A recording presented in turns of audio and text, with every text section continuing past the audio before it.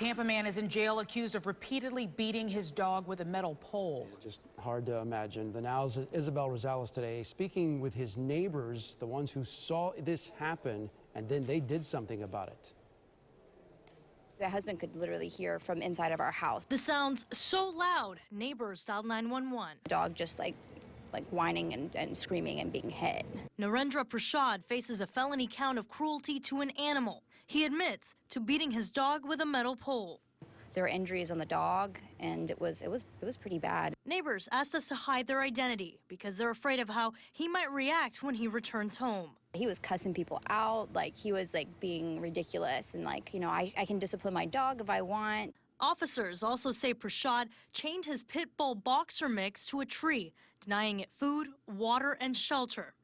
We checked on his criminal background. He's got no history of animal abuse.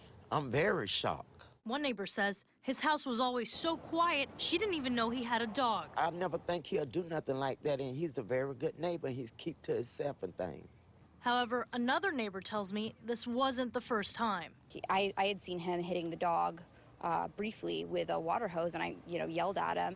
It's noticeable from the neighbors I spoke with a sense of relief that this man will be facing charges. But most importantly, they're glad that for now, this dog won't be forced to live in this home. Fortunately, the dog is recovering in the care of Hillsborough County. It freaks me out. Like, if he's willing to do that to an animal, then, what else is he capable of? The county is cracking down on animal abusers. Just last month, they started this registry for those convicted of cruelty. We just checked in, and while they don't have any offenders yet, they say they do have a few pending cases. Reporting for The Now, I'm Isabel Rosales.